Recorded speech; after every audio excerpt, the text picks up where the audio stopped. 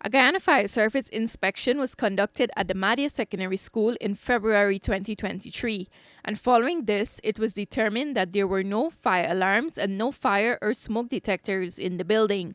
As such, a series of recommendations were made to ensure that this is addressed in the event of a fire. And just months after, in May 2023, a fire broke out at the secondary school female dormitory, claiming the lives of 20 children. And Nesta Douglas, who was the regional education officer of Region 8 at the time, appeared before the Presidential Commission of Inquiry into the tragedy on Thursday. In her sworn testimony, Douglas said though she received the report highlighting fire defects at the Mahdia Secondary School dormitory and was told of the urgency, she did not review it. No action was initiated by your office in compliance with this report when you received this report. While I was there, no. No. Is there a reason why no action was initiated by your office following the submission of this report? Okay. All right. So, Mr. Scott delivered this report to me on the 7th of February 2023. I received them and I place it into my urgent dip. I have dip on my desk is organized, and I placed it there. When Mr. Scott brought the report, he said to me, sorry to be late, and let us see what we can do with the recommendation. So it was there, and I continue to work because it's a lot of work. We're always understaffed.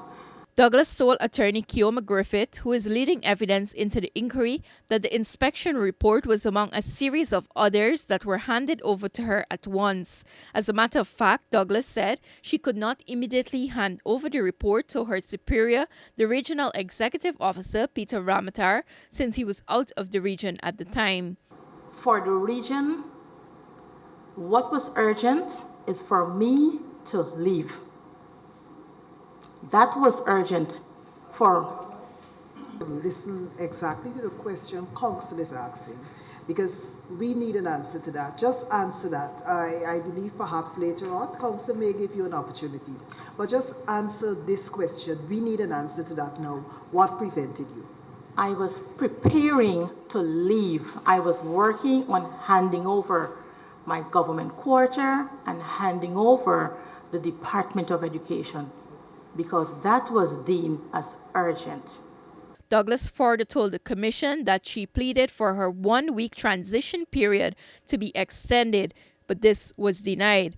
During handing over the office, Douglas stated that she brought the urgency of the report to the Deputy Regional Executive Officer, Sean Britton. Britton took the witness stand before the Commission of Inquiry following Douglas. He said he received documents, keys, and other government property from Douglas when she handed over her office. But he was clear to state that at no point did Douglas inform him that the report needed urgent attention. If that report was brought to your attention by Ms. Douglas, what would have been your action? My first thing would have been to call the regional engineer. And the region is fortunate to have 2 engineers. So if one is in the field, another is at the office to deal with whatever issues may arise. Whoever is in office, I would have engaged them and asked them to do a site visit and prepare a bill, because part of my responsibility is oversight on budget planning and execution. So from looking at the bill of quantities, I'll know if it could be accommodated like immediately, and to see what our work program looks like. Are we doing anything at this facility now? Perhaps do not look at the trestle or the tanks or what have you. Pull the finances more to these serious issues that are mentioned here. Public hearings into the Commission of Inquiry commenced on September 15.